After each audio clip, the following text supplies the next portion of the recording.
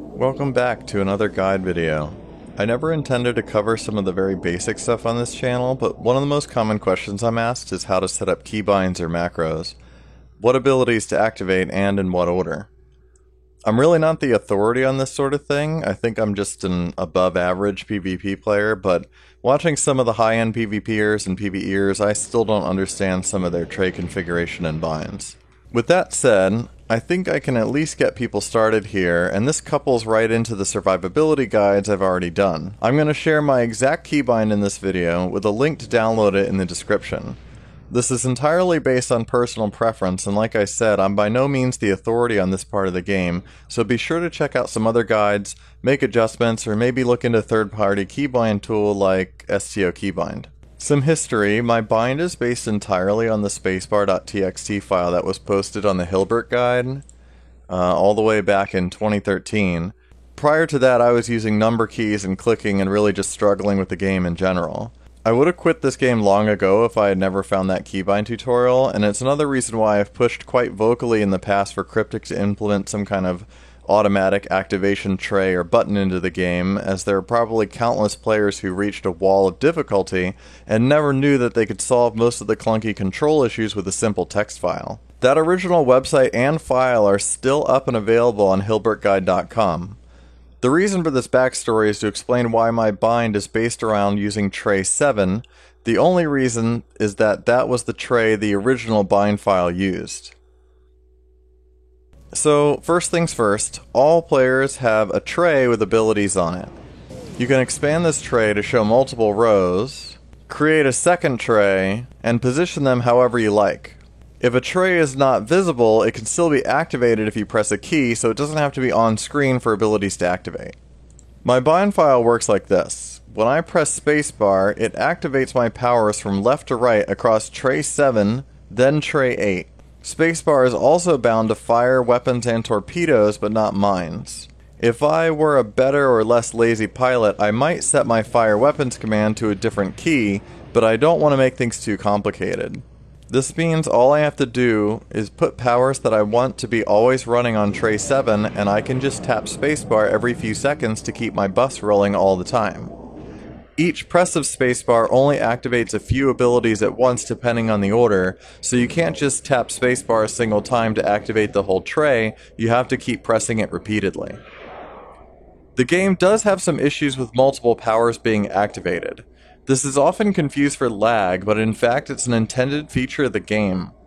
If we go to our powers dialog and take a look at Science Team, for example, it says activation time 1 second. During this 1 second period, no other powers can be activated.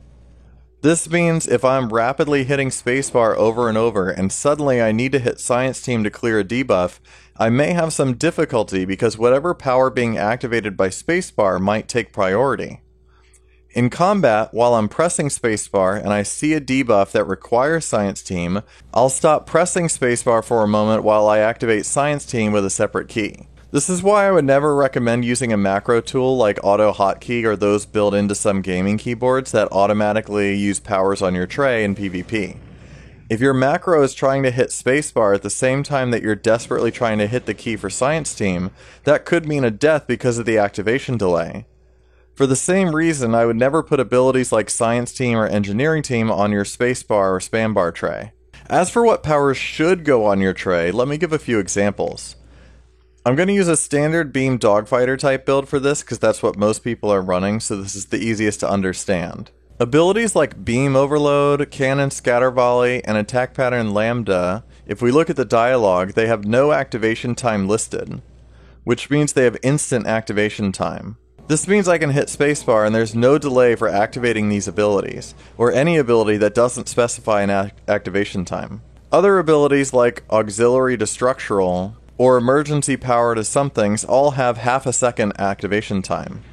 Ideally, we want these fire modes, attack patterns, and engineering abilities to be up and running 100% of the time, so they're all going to go on my spacebar tray somewhere.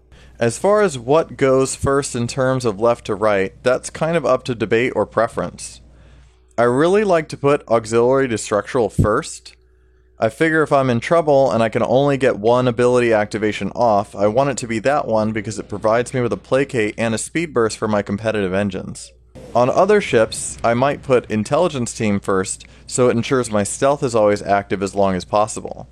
I think you could also make a good case for placing the fire modes first since they activate so quickly and are critical to maintaining the constant healing that we discussed in previous videos.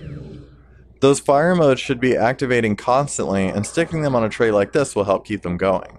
My bind spills over from tray 7 into tray 8. This is because some of my builds have enough abilities that I need more than 10 to go on the tray.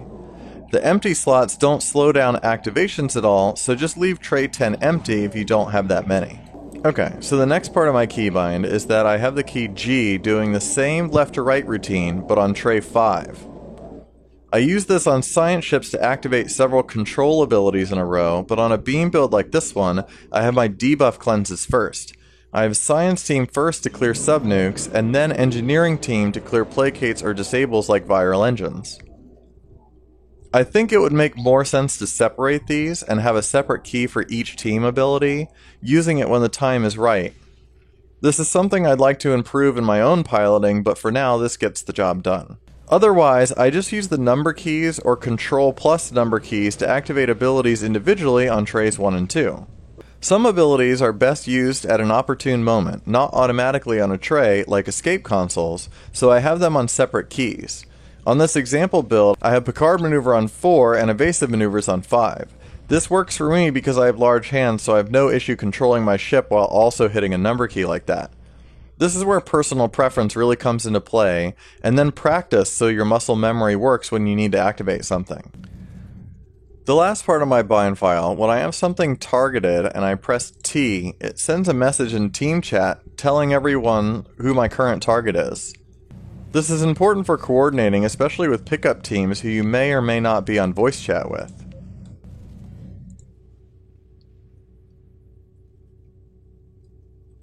Now, the final critical step to this whole thing.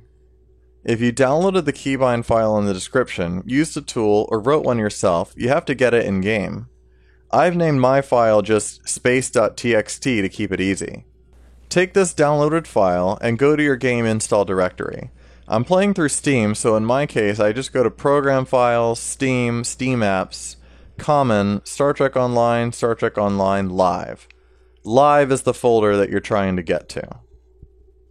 So in that live folder, just drop the space.txt text file. Now back in game, beam up to space. Whatever region you're currently in is where it will apply your changes. You can write a keybind for ground 2 and the game keeps the two control configurations separate. So in space, just go to your chat window and type /bind load file space.txt and press enter.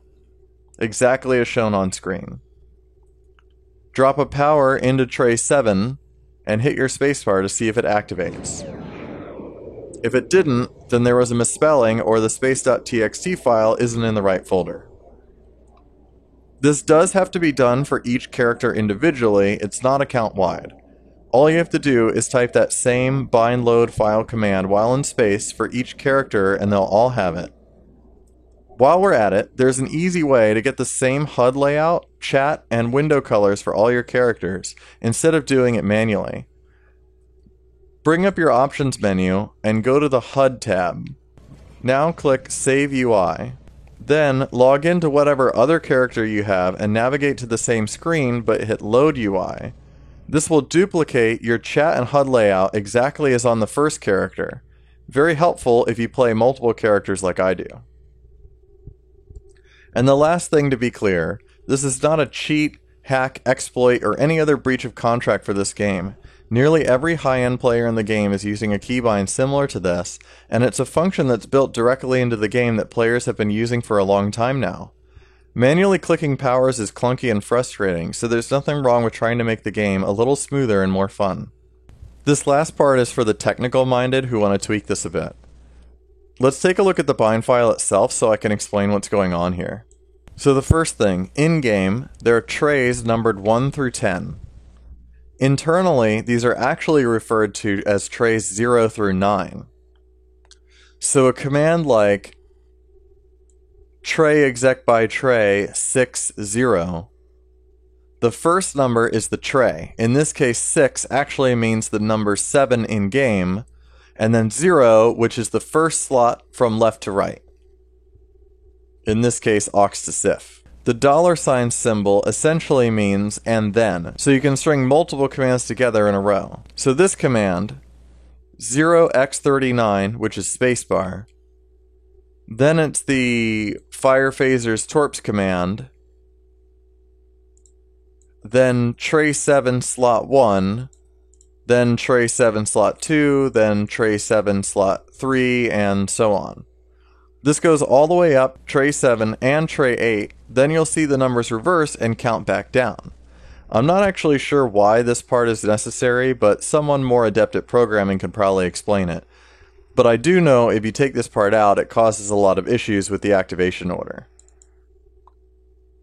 Let's look at the bind for G, since this one is a little simpler. It starts by executing tray 5 slot 1, which is internally listed as 4 space 0. As it goes from left to right, I'm adding 1 to each slot up to the final slot, which is number 9. Then it reverses direction and counts back down to 0 again, but the tray number stays the same.